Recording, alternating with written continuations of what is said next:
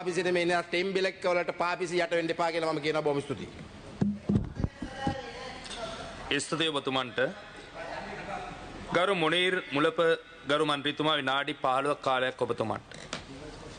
ස්තුතියි මූලාසනේ මන්ත්‍රීතුමනි. විශේෂයෙන් අද දිනේ අපි සුවිශේෂී 52ක් පිළිබඳව මේ උත්තරීතර සභාව තුළ සාකච්ඡා වෙනවා. අපි දන්නවා සාමාන්‍යයෙන් ලෝකේ දියුණු වෙනකොට ලෝකේ වෙනස් වෙනකොට ලෝකේ පැවති නීතීන් ඒ කාලවකවානු අනුව වෙනස් වෙනවා. විශේෂයෙන් මේ නීතිය තුලිනුත් අපි දන්නවා නීතියක් සඳහා අරමුණක් තිබෙනවා. ඒ වගේම ඒ නීතිය සඳහා අන්තර්ගතයක් තිබෙනවා. ඒ වගේම ඒ නීතිය සැකසීම සඳහා වූ පසුබිමක් තිබෙනවා. ඒ වගේම ඒ සකසන නීතිය හරහා යම් ඉලක්කයකුත් තිබෙනවා වගේ අපි හැම කෙනාම දන්නවා. විශේෂයෙන් ලෝකය තාක්ෂණයත් එක්ක දියුණු වෙනකොට ලෝකය වෙනස් වෙනකොට ඒ තාක්ෂණයත් එක්ක ඒ වෙනස් වීමත් එක්ක ඒ නීති රාමු වෙනස් වීමේ තත්ත්වයක් අපි ලෝකේ පුරාම දකිනවා. ඒ අනුව තමයි මේ නීතිය සම්බන්ධව මම හිතන්නේ කරුණු කාරණා ගොඩක් මේ උත්තරීතර සභාව තුල සාකච්ඡා වුණා. ඒ වගේම කරුණු කාරණා මතු කරා. விசேஷன் இந்த சபையிலே ஒரு விடயத்தை குறிப்பிட்டு கொள்ள வேண்டும். கடந்த பல மாதங்களாகவும் பல நாட்களாகவும் எமது நாட்டிலே தேசிய பாதுகாப்பு பற்றியும் இந்த நாட்டின் தேசிய பாதுகாப்பு ஆபத்தில் இருக்கிறது, இந்த நாட்டில் கொலைகள் நடைபெறுகின்றது என்பதை பற்றி எதிர்த்தரப்பினர் அடிக்கடி அந்த கருத்துக்களை சொல்லி வந்தார்கள். உண்மையிலே மிக தெளிவாக தேசிய மக்கள் சக்தி அரசாங்கம் ஒரு விடயத்தை குறிப்பிட்டு வந்தது. அந்த விடயம்தான் இந்த நாட்டிலே இருந்த அரசியல் கலாச்சாரம், இந்த நாட்டிலே இருந்த அரசியல்வாதிகளுடன் மிக நெருக்கமான தொடர்பு, அரசியல் தலைவர்களுடனான நெருக்கமான தொடர்பு பாதாள உலகத்தினருக்கும் அதே போன்று போதை பொருள் வியாபாரிகளுக்கும் இருந்தது என்பதை யாராலும் மறுக்க முடியாது. அண்மையிலே ஊடகங்களுக்கு வந்து இந்த நாட்டில் தேசிய பாதுகாப்பு ஆபத்தில் இருக்கிறது என்பதை பற்றி குரல் எழுப்பிய முன்னே நாள் பாராளுமன்ற உறுப்பினர் ஒருவர் கொழும்பு பகுதியிலே கண்டுபிடிக்கப்பட்ட T-56 துப்பாக்கி சம்பந்தமான ஒரு குற்றச்சாட்டின் பேரில் கைது செய்யப்பட்டிருக்கிறார். எனவே இந்த நாட்டில் வன்முறையோடு வன்முறை கலாச்சாரத்தோடு இந்த நாட்டை அழித்தொழிக்கின்ற போதை பொருட்களோடு கொலையோடு சம்பந்தப்பட்ட அரசியல் கலாச்சாரம் தான் இந்த நாட்டிலே கடந்த காலங்களில் காணப்பட்டது. அந்த அரசியலை தான் அவர்கள் செய்து வந்தார்கள். எனவேதான் கடந்த ஜனாதிபதி தேர்தல் பிரச்சாரக மேடைகளில் கூட அவர்கள் குறிப்பிட்ட ஒரு விடயம், தேசிய மக்கள் சக்தி ஆட்சிக்கு வருமாக இருந்தால் இந்த நாடு இரத்த ஆறாக மாறும் என்று சொன்னார்கள். ஆனால் 3 தேர்தல்களை நாங்கள் சந்தித்து 3 தேர்தல்களிலும் வெற்றியடைந்த பின்னர் இந்த நாட்டில் சுதந்திரத்துக்கு பின்னர் முதல் தடவையாக எந்த விதமான வன்முறை செயற்பாடுகளும் இல்லாமல் தேர்தல் வெற்றிகளை கொண்டாடுகின்ற ஒரு புதிய கலாச்சாரத்தை தேசிய மக்கள் சக்தி இந்த நாட்டிலே உருவாக்கியது. எனவே இதனை தாங்கிக் கொள்ள முடியாத தனது அந்த அரசியல் கலாச்சாரம் மக்களை விற்று அரசியலில் மக்கள் சொத்துக்களை திருடி கொள்ளையடித்து செய்த அரசியல் தன்னை விட்டு அகண்டு விடுமோ என்ற பயத்தின் காரணமாக இந்த அரசாங்கத்தை சூழ்ச்சிகள் மூலம் பல விடயங்களை சொல்லி இவர்கள் இன்று பல கருத்துக்களை சொல்லி வருகின்றார். எனவே இன்று போலீஸ் தரப்பினால் கைது செய்யப்படுகின்றவர்களை பார்க்கின்ற போது அவர்கள் எந்த அணியினருடன் யாருடன் ஒன்றிணைந்தார்கள் என்ற விடயத்தை மிக தெளிவாக அது சுட்டிக்காட்டியிருக்கின்றது. எனவே அந்த வகையில் நான் நினைக்கின்றேன், கண்டிப்பாக தேசிய மக்கள் சக்தி இந்த நாட்டிலே வன்முறையற்ற இனவாதமற்ற பிரதேசவாதமற்ற ஒரு அரசியல் கலாச்சாரம் இந்த நாட்டில் மிளிர வேண்டும் என்ற எதிர்பார்ப்புடன் செயற்படுகின்ற ஒரு அரசியல் கட்சி, ஒரு அரசியல் அமைப்பு என்பதை சொல்லிக்கொள்ள விரும்புகின்றேன். විශේෂයෙන් මම මෙතනදී මතක් කළ යුතු කාරණාවක් තිබෙනවා. පෞගිය දවස්වල විශේෂයෙන් මා පිළිබඳව එක්තරා ස්වාමින් වහන්සේ නමක් අභූත චෝදනාවක් එවැගේම පට්ටපල් බොරුවක් සමාජයට කියා තිබුණා. මම හිතන්නේ අපි දන්නවා අපි සාමාන්‍යයෙන් පිළිගන්නා දෙයක් තමයි එක් ජාතිවාදී කඳවුර තවත් ජාතිවාදී කඳවුරක් පෝෂණය කරනවා. අපි එකින් එක මම මේ කරුණු පිළිබඳව පැහැදිලි කිරීමේ වගකීමක් මට තිබෙනවා. පළවෙනි කාරණාව තිහාරිය ප්‍රදේශයේ තිබෙන එක්තරා අධ්‍යාපන ආයතනයක අදටත් මම බාරකරුවෙක් ලෙස කටයුතු කරනවායි කියන චෝදනා. මම හිතන්නේ ඒ පිළිබඳව අඩුම තරමින් අදවත් මම අවුරුදු 10කට කලින් තිහාරිය ප්‍රදේශයට පදිංචියට එන කොටත් ඊට පෙරම ඒ ආයතනයේ තිබුණා. අද වෙනකන් සමහර විට ඒ ආයතනයේ තිබෙන අධ්‍යක්ෂවරු හෝහි කටයුතු කරන අය පිළිබඳවත් මම දැනුවත්ව නැහැ. මම හිතනවා ඔහුට තොරතුරු දෙන අය වැරදි තොරතුරු ලබා දෙන්නේ වැරදි තොරතුරු හරහා පට්ටවල් බොරු සමාජගත කරලා ඒ හරහා නැවත නැවතත් මම හිතන්නේ ඕනම කෙනෙකුට ඕනම කෙනෙක්ව තුවාල කරන්න පුළුවන්.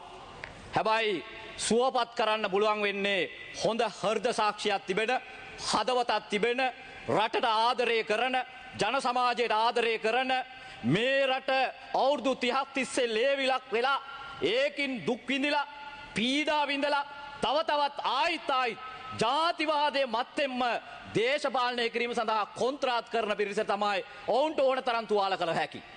හැබැයි සුවපත් කළ හැක්කේ විශිෂ්ට මිනිස්සුන්ට කියන පණිවිඩය මම කියන්න කැමතියි. ඒ වගේම තමයි දෙවැනි කාරණාව සඳහන් කරපු කාරණාව තමයි අපි අන්තවාදයේ සමග සම්බන්ධ එහෙම නැත්නම් මූලධර්මවාදයේ පිළිබඳ සම්බන්ධයි කියන කාරණා. මම හිතන්නේ මේ රටේ ආදරණීය බෞද්ධ ජනතාව, මේ ආදරණීය හින්දු ජනතාව, මේ රටේ කතෝලික ජනතාව, ඒ වගේම ඒ සියලු ජනප්‍රජාව නියෝජනය කරන ආගමික නායකයන් සමගත් අපිට ඉතාමත්ම සමීප සම්බන්ධකම් තිබෙනවා. එදා ඒ ප්‍රකාශය කරාම මම මුලින්ම කතා කරේ අත්තනගල්ල රාජමහා විහාරයේ අපේ ආචාර්ය පන්නිල ආනන්ද නායක ස්වාමින් වහන්සේට. මම හිතන්නේ අපි මේ බැඳීමත් එක්ක කටයුතු කරපු මිනිස්සු. විශේෂයෙන් අපි දන්නවා මතක් කළ යුතුයි අපි අන්තවාදයේ වෙනුවෙන් නෙවෙයි අපි අන්තවාදයේ වෙනුවෙන් කතා කරන අය නෙවෙයි. අපි හැමදාමත් මේ රටේ සාමය වෙනුවෙන් කතා කරපු අය. මේ රටේ ඒ චෝදනාව කරන අය මේ රට ගිනි තියනකොට මේ රටේ ජාතිවාදයේ වපරනකොට විශේෂයෙන් ජාතික ජනබලවේගය ජනතා විමුක්ති පෙරමුණ ලෙස අපිට මතකයි අපි රට පුරාම අපි මාතරටද කොළඹටද නුවරටද රටේ හැම තැනකටම ගිහිල්ලා අපි ආදරණීය හැම කෙනාටම කියපු පණිවිඩය තමයි අපි මිනිස්සු කියන එක. අපි අදහන ආගම් තියෙන්න පුළුවන්. අපි දරන සංස්කෘතීන් තිබෙන්න පුළුවන්. අපට විවිධ මතවාදයන් තිබෙන්න පුළුවන්. හැබැයි ඒ සියල්ලට කලින් අපි මිනිස්යන් කියන හැඟීමත් එක්ක මේ රට ගොඩදාමු කියන පණිවිඩය තමයි අපි රට පුරාම කරගෙන ගියේ. ඒ නිසා අද විශේෂයෙන් අපි දන්නවා ජාතිවාදී කඳවුරු වලට එක මුස්ලිම් ජාතිවාදය වෙන්න පුළුවන්. එක වෙනත් ජාතිවාදය වෙන්න පුළුවන්. ඒ හැම කඳවුරක්ම අද බයටපත් වෙලා ඉන්නේ. Tamanගේ පැවැත්ම නැත් වෙලා ඉන්නේ. පෞගිය මහමැතිවරණය තුලින් මේ රටේ ජනතාව ඒකට උත්තරයක් ලබා දුන්නා. ඒ වගේම ඒකේ සඳහන් කරපු තවත් චෝදනාවක් තමයි විශේෂයෙන් ජාමියා නලීමියා කියන අධ්‍යාපන ආයතනය පිළිබඳ. මම හිතන්නේ මේ උසස් අධ්‍යාපන ආයතනයෙන් අධ්‍යාපනය හදාරපු අය අපේ රටේ මැතිවරණ කොමසාරිස්වරු වෙලා හිටියා. අපේ රටේ අමාත්‍යාංශ ලේකම්වරු බවට පත් වෙලා හිටියා. උසස් නිලතලවල හිටියා. විශේෂයෙන් ඒ ආයතනය මේ රට තුළ ස්ථාපිත වීමට විශේෂයෙන් බේරුවල ප්‍රදේශයේ ඉන්න ප්‍රධාන දානපතියෙකුට අරමුණක් තිබුණා. ඒ තමයි මම හිතන්නේ ධර්මයේ පිළිබඳ දැනුම විතරක් නෙවෙයි සමාන්ගේ සමාජයේ ජීවත් වෙන රට පිළිබඳ දැනුමත් එක්ක තමයි කෙනෙක් පෝෂණය වෙන්න ඕන කියන කාරණාව. එහෙම හැදෙනකොට තමයි රටේ තිබෙන සියලු සංස්කෘතීන් වලට ගරු කරමින් සියලු සංස්කෘතීන් සමග බද්ධ වෙලා එකතු වෙලා ඒ ගමන යන්න පුළුවන් කියන විශ්වාසය තුල ඒක හැදුණා. හැබැයි අවාසනාවට ඔබ දන්නවා මේ උසස් අධ්‍යාපන ආයතනයේට පහුගිය කාලේ රටේ විශ්වවිද්‍යාල තරම් උසස් කරන්න තරම් ඒ යෝජනාවන් පැමිණියා කියන කාරණාව මම මෙතනදී මතක් කරන්න කැමතියි. ඒ නිසා Taman තොරතුරු නොදැන ඒ සඳහන් කරන පරිදි විශේෂයෙන් එරාවුරු ප්‍රදේශයේ තුල එවැනි විශේෂයෙන් පත්‍රිකාවක් බෙදලා තිබුණා නම් මම හිතන්නේ ඒක ඒ පිළිබඳව සොයා බලා එලෙස කටයුතු කරන අය පිළිබඳව අනිවාර්යයෙන්ම අපි සෑම ජාතිවාදයක්ම සෑම අන්තවාදයක්ම සෑම මූලධර්මවාදයක්ම අපි පිටු දකින්නවා ඒක කවදාවත් අනුමත කරන්නේ නැහැ.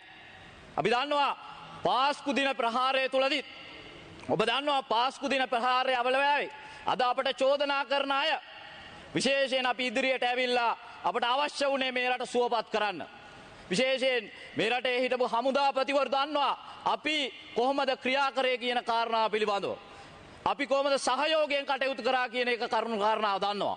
ඒ නිසා අද වෙනකොටත් Tamanගේ පැවැත්ම නැති වෙනකොට අවලංගු කාසි බවට පත් වෙනකොට Tamanට වැලේ වල් නැති වෙනකොට මොනියම් හරි දෙයක් පිළිබඳ මතු කරලා චෝදනා කරලා ඒ පිළිබඳව කතා කරන්න උත්සාහ කරනවා. ඒ නිසා මම හිතන්නේ අපි රටට ආදරය කරන මිනිස්සු ලෙස විශේෂයෙන් අපි හැම කෙනාටම අවශ්‍ය සාමය අපි හැම කෙනාටම අවශ්‍ය සහජීවනයේ සහෝදරත්වයෙන් මේ රට අපි ගොඩ දාන්න ඕන කියන.